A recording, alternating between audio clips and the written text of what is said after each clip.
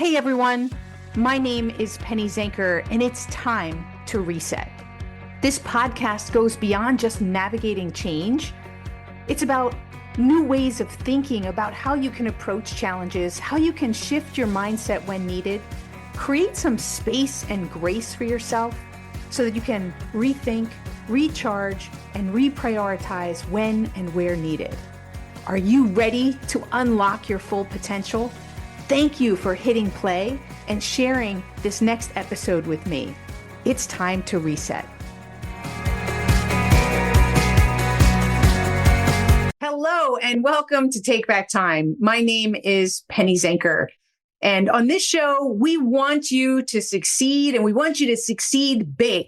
And that's why our guest today, Markus, Kaulius, he is here to help you play a bigger game. He's a serial entrepreneur and the founder of multiple 8- and 9-figure businesses.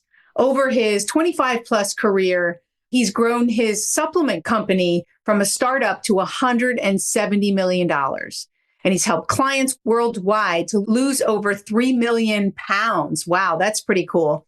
He's impacted the lives of over 10 million people, but he says he's just getting started.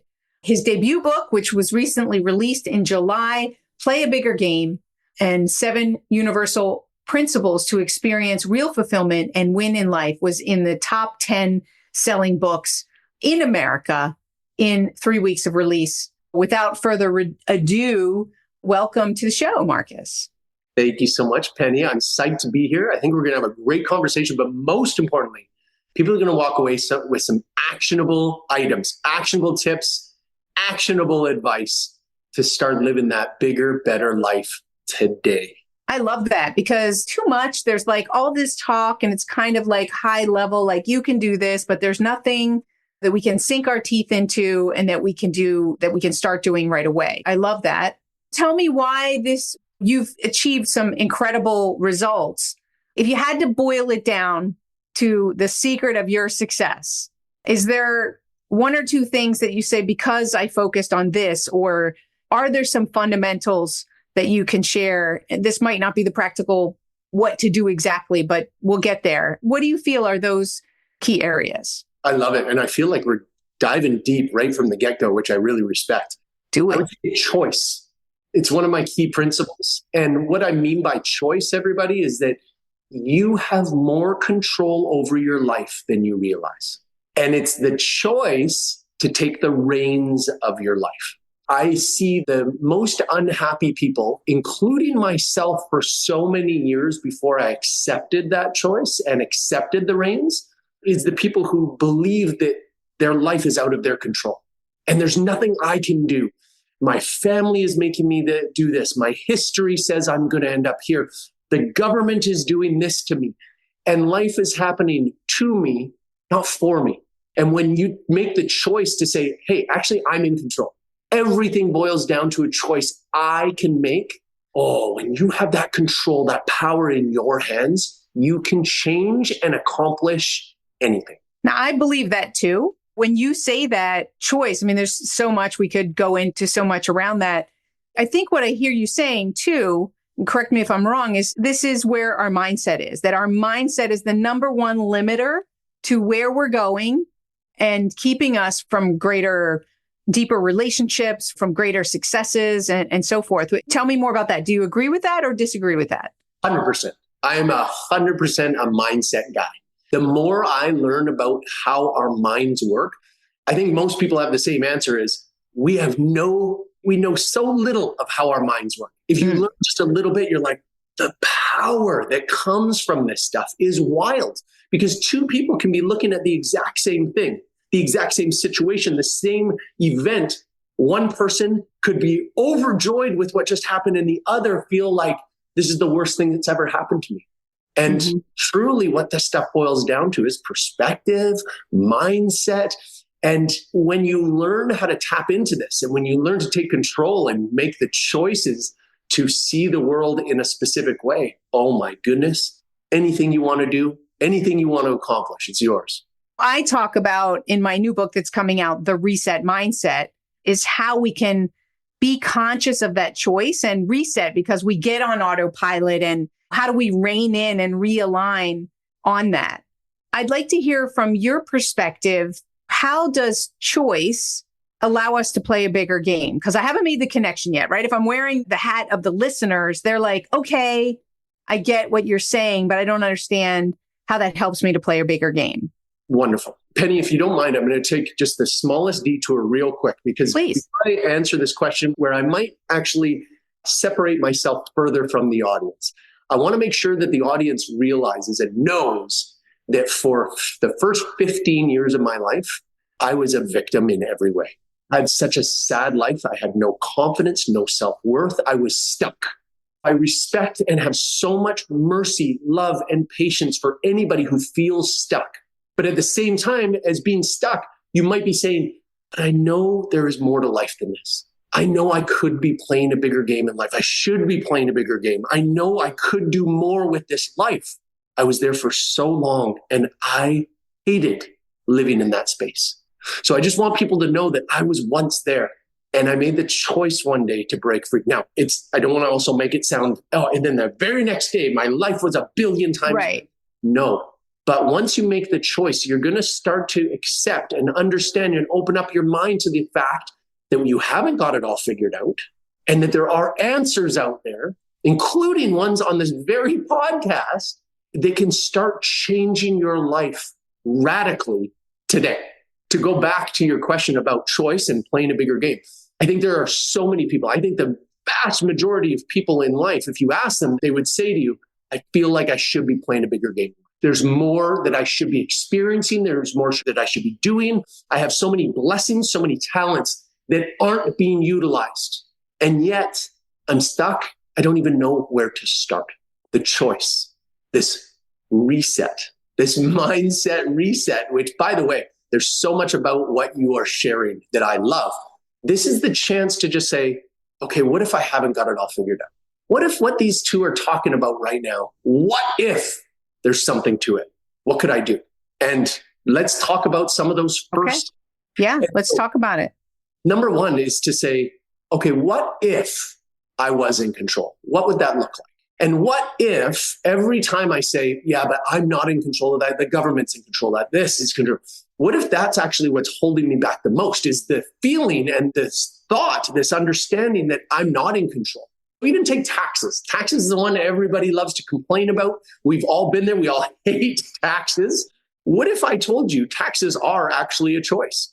Well, hold on. No. I have to pay tax or I'm going to go to jail. Whoa.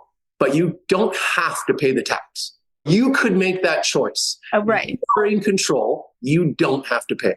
Okay. Well, but there are consequences, right? So with every choice, there are consequences. We need to be aware of whether we want to deal with those consequences, right? And hey, listen, I just want to be clear with people. It's not just one choice. It's pay or go to jail. That's not the only consequence. What about another idea? What about moving to a country that doesn't have taxes? That's true. An option. Or to states. There are states that don't have state tax, right? So you can drop that.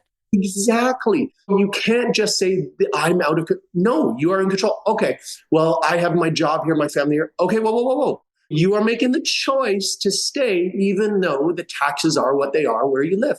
Just so you know, that feels so much better to your brain than you realize. Once you say, okay, it is my choice. And the exact same goes for anything you've got going on in life. Well, I have to go to work today. I'm being forced to. Oh, wait a minute. Are you? Does someone come to your house, hold a gun to your head and say you have to go to work? You could not go to work today. You could go to a different work today. You could stop working altogether. These are choices. Well, I have to eat. Okay. Consequences like Penny talked about. But these are all your choices. And when you start to say, I get to, these are my choices. I'm going to choose to go to this work. When you start opening up your mind this way, you're going to start recognizing there are other choices. So what if I changed where I went to work? What if going to work doesn't have to be a sentence in prison? What if I could actually enjoy the things I do? Right. What if you focused on, right? Both can be true at the same time, that you have work and there are things maybe at work that you don't enjoy. But maybe there are also parts of work that you enjoy, and we delete, distort, and generalize things, right? So we delete the things that are actually good about it because we're so focused on the things that aren't. We're in line there. So we can ask ourselves, just to get back to concretely what someone can do. So they can ask themselves, what I'm hearing you say is, what if? Yes. Right? Is that right? That's your core question, is to get them connected to, what if I looked at this differently? What if I focused on what I enjoy about the work, the job, the people, versus what I don't enjoy? Is that correct? I love it. And now let's quickly throw in just something really small and tangible to go along with this. Using the right language that our brains will appreciate more. What if you didn't have to go to work to go to work? You know how many people out there would love your job? Do you know how many unemployed people are out there? Do you know how many people in different countries would die for your job and your income? So what if instead of saying I have to, and by the way, when people say this about the gym, this is my favorite. The difference between I have to go to the gym. What you're saying to your brain is, hey, I know we don't want to, but let's go. And now think about what happens in the gym. Oh, see, I knew I hated this. I told myself I hated this. This feeling and that feeling. We prove ourselves right. Yes. But you get to go to the gym. What if you got to use those words and you get to go? And then when you're there, you're like, you know what? Feels good to get my body moving. Hey, I actually kind of like, I like the endorphins. I like how much clarity I get from the gym. I like how my metabolism is sped up. Hey, I like hanging out with these people at the gym. Just like Penny said, which I love, you start recognizing more of the things that you actually do like, as opposed to putting on these blinders of, let's just find what I don't like. Because when you use those words, that language, you're telling your brain, hey, find me all the ways I'm right about this. What do we dislike about the gym? Oh, look at the lighting in this gym. Look at this. Oh, this machine is broken again. Versus I get to go to the gym. Oh my goodness, there's the people I like. This machine doesn't work. That's okay. Oh, it's going to give me a chance to go on the elliptical. Right. I can use the elliptical. And you know what that leads to? Because I talk about the same thing. We're like two sides of the same brain, I think. I talk about this as well. The point that you're making for people who are listening is how important language is. Language has energy, it has intensity, it has direction. And if you say have to, you're making yourself the victim of your own life. I talk about that as well. I love that. Just a little bit of a tweak on top of that, which is I'm grateful to, because like you said, once you tap into the get to, you can move to another level, and it changes the way that you look at everything. So, but importantly, it's not just those words, what I hear you saying, it's any words that we're conscious of, the words that we're using, the energy that they have, and how they might impact the experience that we're having. You just did a great example of how that can totally shift. And what you see at the gym and what you experience is totally different. So we've got the what if, and we've got the language. Yes. As concrete things that they can do today. I absolutely love it. And one last thing I want to say to kind of wrap all of this little piece up really quick in a bow. If you're listening to this and going, oh, I mean, it's nice what these guys are saying, but I don't know if I can do this. And that sounds like a lot of work or whatever. And Markus, it sounds like toxic positivity. I'm going to put that hat on, right? There's a lot of people say, you know what? I don't want to like to go to the gym. And you're not going to tell me that I can like to go to the gym. I'm not going to do that. So what do you say to that person? Excellent points. If you've already got it figured out and you are happy with your results in life, you like the fulfillment that you're experiencing, I'm not trying to change a thing for you. You keep living that life. That's awesome. And that's not coming from a place of judgment either, like good luck in your life. No, if you don't think anything's broken, then it's not, keep going. Right. But if you're somebody who's listening to this and saying, okay, maybe my life could be a little bit better, why not try these things? Try these things for one day and just look and go, hey, was there any wins in that? Did I see anything I liked a little bit better today than I did yesterday? What I've found is that every time I try one of these perspective shifts, every time I try one of these new mindset techniques, I can find so many little wins. And that's in one day. So imagine if I did this every day for 30 days or a year. And listen, you don't have to commit to this for a lifetime, but I'm just saying the compounding effect of trying these things, you become a totally different person for the positive in a month, in a year, in 10 years. And your life can be radically different if you want it to be. And there's such a ripple effect, don't you think? Like, because as you show up differently, the people around you start to show up differently. If you're a leader, your people are having a better experience in the workplace. If you're a parent, you're having a better relationship with your children. It is such a ripple effect because it changes other people's behaviors because energy is contagious. Oh, Penny, I love that we're going here. Let's go a little bit further with this because I want to give people two examples here. Because if you're hearing this and you're like, I don't know, is that really true? Let me show you how true that is. And let's stay at the gym for a second. You walk in with the attitude of, oh, I have to be here. Mondays, right? Who do you attract? Do you attract the person who's like, hey, I love being at the gym? Nope. That person's like, I can already sense what's going on here and I'm going the other way. You've got the other people who are like, I know, right? Mondays, and the gym, And you do that a little too well, Mark. Hey, I was there once. I know. And boom, you've created this dirty bathtub and you've invited in all the friends who are comfortable with that dirty water. Yeah. Or you walk in just like Penny said, and it's like, hey, I'm so happy to be here. I love how often I bring that into a room and people go like this. They go, oh, I love that answer. You get to change. You get to spread that positivity. I don't care if it spreads like an infection. I hope it does.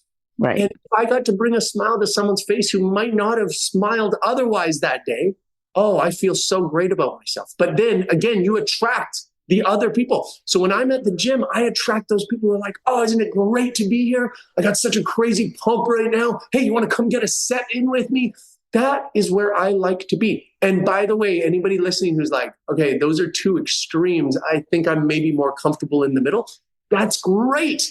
You will attract the people in the middle if you want to attract the people in the middle. Maybe you don't like this side or this side. That's totally okay. We're not trying to change you into someone you don't want to become. I want to play off something that you just said. But slightly pivot into a different direction. I want to talk about goals and how important goals are in playing a bigger game. And you talked about attracting people, right? So it made me think of, what kind of people we attract based on what kind of goals we set and things like that. So let's go and talk about goals. Why are they important? How do they influence us? Unless you want to go in a different direction, but that's what came up for me. Penny, I love talking about this. I'm such a big believer in having big goals, big thoughts, big ideas, and then commit to them and go after them every single day. Think about your goal every single day. What would happen if that goal is on your mind constantly? I'll tell you exactly what happens. Your brain, specifically your reticular activating system, is now looking for ways constantly to make those goals happen. It's on your mind. It's what I'm thinking about so much. I want this to happen. Your reticular activating system is so incredible that you could be in this conversation here and at another table at the restaurant, somebody used words pertained to your goal and your brain went, are they talking about that? That's how wild it is. You're hearing conversations. You're meeting people that you wouldn't otherwise meet. That's how powerful our brains are and how powerful that energy is. Yeah, you're looking for ways, you're looking for clues, you're looking for evidence, you're looking for ways to support you getting into that goal. And the more time you spend in that, the more you will funnel your way towards that goal. There's a reason why people who have the big goals, who think about them constantly, are way more likely and way more often attaining those goals. Absolutely.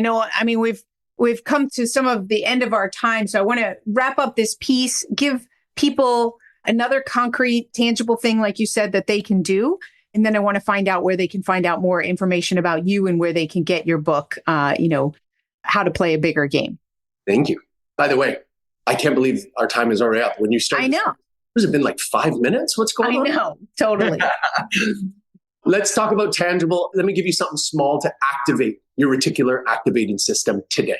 What I want you to try to do today is use very positive language, choose a goal that you have for today, and ask your brain constantly today in a positive manner how you will accomplish this goal.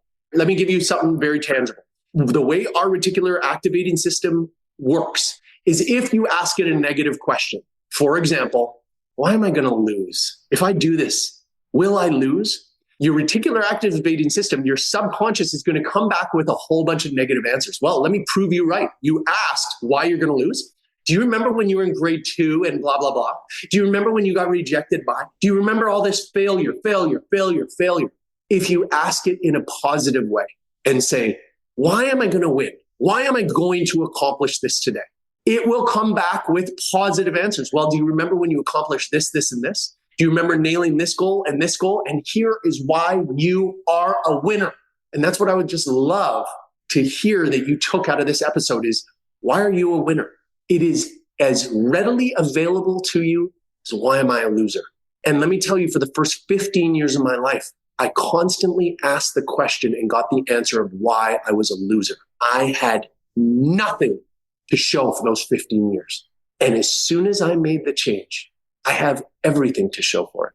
And I win a lot in life. And I'm not saying that so it's like, look at my awesome life. I want to tell you, if you take nothing else away, that you are so much closer to the wins that I experienced than you realize.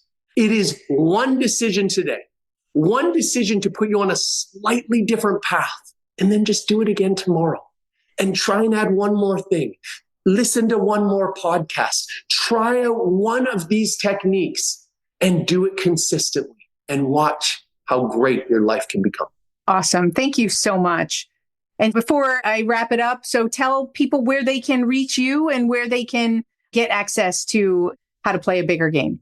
That's wonderful. Thank you so much, Penny. So first of all, Play a Bigger Game. It's available everywhere. Amazon, Barnes & Noble, anywhere where great books are sold. If you go where bad books are sold, they won't be there. They won't have it. I spend time on playabiggergame.com. By the way, everybody, I would just love to hear from you. If anything I said today resonated with you, if you want more information about one of the principles, you just want to talk something through, I'm available for that stuff. I love doing this. And I'm not trying to sell you anything. I just want to see you live a better life. That's what I've been commissioned to do with my life. Reach out to me. Did something resonate with you? What stood out to you? What changes are you going to make? What new goals have you set for yourself? Find me at playbiggergame.com. Find me on Instagram. Leave me a message. You will get a response. And Penny, I'm just so grateful for what you're doing. I'm so excited for your book launch. Put me down for some pre-orders and anything I can do to support you, I'm going to be in your corner. Thank you so much. Thank you for being here. And thank you all for being here. You heard it. We want to support you in living better life and a bigger life, right? Bolder, getting more out of life. And so we heard a couple of resets. If we use my language here, we want to reset the language that we're using so that it's positive in supporting you and purposeful, not just positive, but purposeful in supporting you.